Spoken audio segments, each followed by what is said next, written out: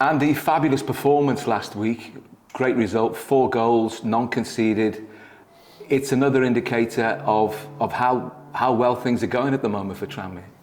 Yeah, it was a good second half performance. I didn't think we were particularly impressive in the first half. Credit to Chesterfield, they're a really good team, as I alluded to after the game.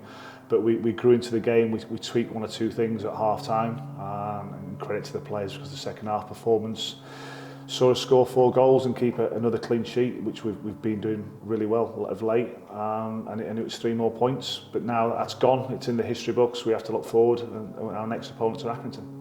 All the games you've played are in the history books, but you mentioned Chesterfield, decent side. You've played decent sides, and a lot of them in this recent run.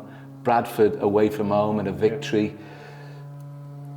The players are buying into what you want from them. What is it that you're asking from them? I know I listened to your interviews with Derek and the pre-match about they've got to be humble and you've got to make sure you do your job, but something's working above that, isn't it? I'm asking them to give everything. I told them on day 1, I said, if you give me everything, I'll protect you from everyone and everything. And that's what they're doing. Every single one of them. Unfortunately, some of them aren't getting the game time that they want, but their responsibility in this training ground is high. They have things they have to do when they're not in the team, obviously, to replicate the opposition when we're doing match-related practices. So it's down to everyone. No, it's not down to me or one person within the group or somebody more important than anyone else. It's down to all of us collectively. We've managed to turn this around, but there's still 5 games to go. We haven't achieved what we set out to do at the start. I know we had 13 games together. We still have 5 to go. The season hasn't ended. We haven't got enough points yet. We need to keep going. There's a decent platform being built though, is there? And not only 1 defeat in 8 and you're moving up the table and not looking so much over your shoulder, but there's a footballing enjoyment that's being reintroduced for not just for the fans, but for the players as well. Yeah, listen, you know, when you're winning games, the enjoyment factor comes back, obviously, that the confidence continues to grow. I'm a firm believer in confidence is down to good preparation as well, and then it gives you a platform to go and perform. So I'm glad the players look like they're enjoying it. I say winning helps that, obviously. The supporters have been brilliant during my time. They've got right behind the players. They've seen the products in front of them at home and away, where we were finding it challenging to pick up points. So yeah, it's been a culmination of everyone's efforts, and so we have to keep moving forward. We've got closer to the teams above us. We spoke at the start about a 6-team mini league, and we're now closer towards the teams who are above us in that mini league. Yeah, and in the mini league, you're playing the team that are above you, Accrington, and the 2 teams below you are playing each other. So it could be quite a pivotal weekend. Yeah, I'm sure there'll be a lot of noise around it because the bottom 4 teams are playing each other. We are 4th bottom, not 3rd bottom. We've gone above Accrington with last week's result. But yeah, there'll be a lot of noise, but it's the next game for us. It's the most important one because it's the next one. We go there trying to win like we have done every single game. We have to go there and perform well. It's going to be a different game than last week's. And Accrington have got different strengths to what Chesterfield have, so we have to be ready for that. We're prepared for it, but we have to go there and realise why we've collected 15 points from 8 games, and it's because we've ran really hard, we've competed, we've pressed aggressively, we've won duels at the right time, we've relied on our goalkeeper to make saves at crucial times, and when we've got opportunities in around the final third and around the penalty area, we're becoming a more effective team, and that's culminated in scoring goals now on a regular basis, and we're also not conceding as hardly any chances within games, hence why our goal difference during this period of games is +7, I think. How important was it to move above Accrington, not just in terms of the points and moving away from the bottom 2, but psychologically it can put a different feel on things, can't it? No, I don't think it's important at all. It was, we're here to win games. That's what we get paid to do. That's what our job is. We've got a responsibility to this football club. We're fighting for the future of this football club, for League 2 survival. We have to keep reminding ourselves of that. Yeah, we've done all right for 8 games, but League 2 survival is what we're here to do. So getting above Accrington last week is just a consequence of us winning a game and them losing one. So we have to keep focusing, as I say, on the next game, and that's Accrington, and we're going there to win. Yeah, you hinted at it before about the players their responsibility about the place on a day-to-day basis, and not just at Prenton Park or away from home in the 90 minutes, whoever you're playing. Yeah. So what does that look like? You know, what do you ask from the players? Yeah, everything in training and on the pitch, but discipline-wise, are you asking for certain things? Yeah, of course I am, and there's so many things which I've asked of the players, which they've bought into, they've had to do. There would have been consequences if they weren't. I'm asking them to be a 24 hours a day professional footballer. Now that's not always easy, and yes, you have to enjoy wins at the right time, which they've obviously got license to do. I want them to enjoy winning games of football. I want to enjoy winning games of football, but at the right times. This has been a short period of time we've been working together, and for the period of time when I took over at the start of March to the last game of the season, it's just over 2 months. Sacrifice everything, give everything you've got, don't have no regrets come the last game of the season when the final whistle is blown against Newport. And as I say, it's about League Two survival. That's where we are. We're currently 89th, I think, in the football spectrum of English football, so we're on a good run of form currently. But let's not get ahead of ourselves and forget what we've done in the past 8 games to give ourselves a chance to win games. I know, having listened to your interviews over the past couple of months, that you're not somebody that likes to blow their own trumpet, but how rewarding has it been for you to see the players respond in that fashion and to see the points tally tot up? Yeah, of course, you know, I want to be managing a winning football team. Obviously, you know, that's my job. That's what I was asked to do, to collect enough points for League Two survival. So yes, my work is doing okay at this moment in time. It's not, I said, it's not only me, it's a reflection of all the coaching staff, all the medical staff, the sports science staff. Everyone is connected towards us trying to win a game of football. I'm the man who's in charge and trying to lead things, but say I love my job. I love coming here every single day. The players are, as you say, buying into what we're trying to do. We're trying to grow every single day, and we want to keep trying to win.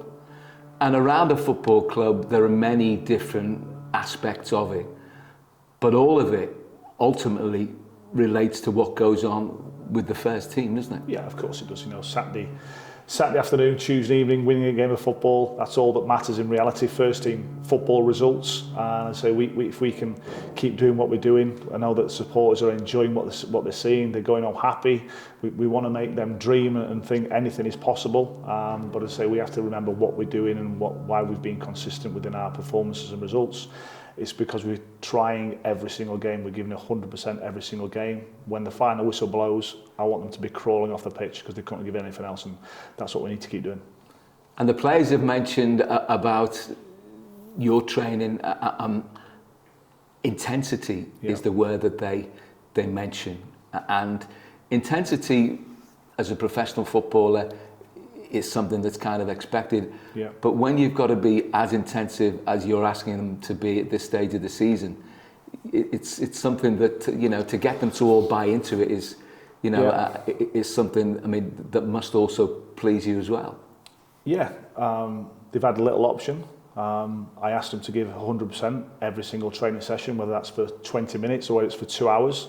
So they did have a choice. They had an option. They either did it or they didn't. And if they didn't, well, then they're not going to be part of my plans going forward or part of the plans we've just had for 8 games. So no one has fallen into that category. Every single one of them is giving absolutely everything. I can only pick 11 players to start the game, and I can only pick an 18-man squad. So there's going to be players who are disappointed, and the intensity which you've spoken about has to be a given. The game is played a lot quicker these days. I think you need to train at an intensity to be able to play the game on a Saturday. So I'm glad they're saying that. I think our preparation for games is good, is really good, and so the results then are a result of that preparation. And what sort of a threat are you expecting from Accrington? Because, you know, they're as desperate for points as anybody, that they want to get away from where they are.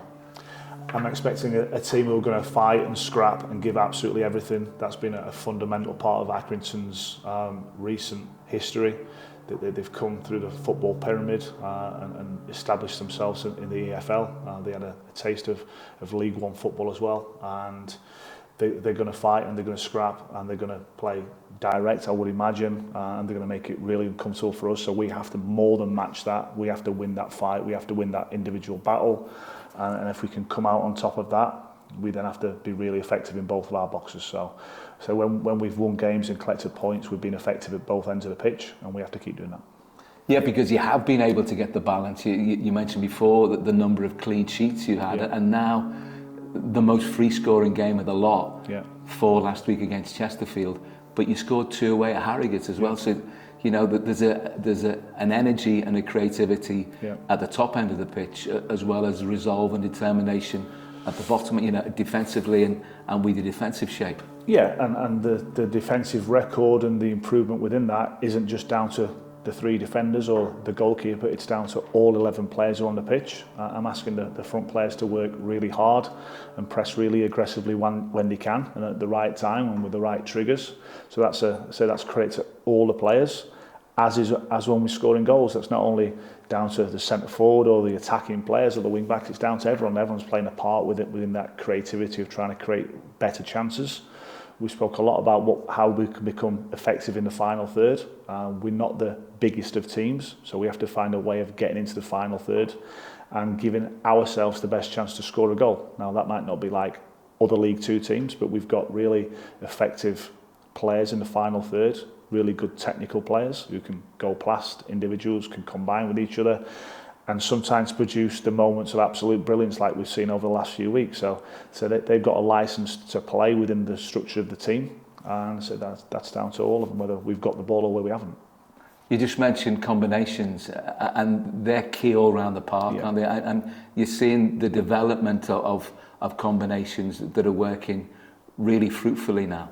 Yeah, I think if you look back at most successful teams over the years, they've generally got a settled team. And they're not making many changes. There's the odd change here and there, and I think that allows you then to grow as a team. It allows you to grow within the units and the partnerships within the team. You get used to playing with each other and the strengths and weaknesses of each other. So I think you can see that the improvement within the structure of the team. I know you worked with Nigel here when he brought you in as an assistant, and you worked previously in charge of Port Vale, and you worked with Northern Ireland. You had a long experience as a footballer. With a lot of clubs.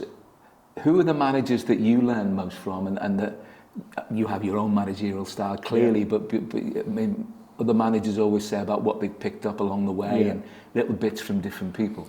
I think good coaches are good at nicking stuff. They look at observe and they pinch good ideas. I think some of the ideas which we would see in the Premier League look brilliant in the Premier League, and the level of player in the Premier League is brilliant as well. So there's things which are effective in the Premier League which perhaps wouldn't be as effective in League Two. Listen, I've learned and worked with Nigel for so long. I've got nothing but great things to say about him. He's made me the person I am today. I've learned so much from him. Have I become my own coach, my own manager? Yeah, of course I have. You know, I've worked now as a manager for myself over the last few years. And I'm trying to develop me. I want to become the best manager I possibly can. So I got given this opportunity of taking over due to the circumstances, and it's my job to try and lead this team away from the danger zone of League Two, and then we'll see what happens. Can I just ask you, team news-wise, finally from me? What are we looking at? Players, players coming back? Yeah, players. The squad will be selected from the same group as last week. So we've got a few long-term injuries who are coming to the end of that. So hopefully, they will be back amongst the group in the next few weeks, not participating in full training, but they're all progressing really well. But yeah, it'll be the same squad that we picked on from last week.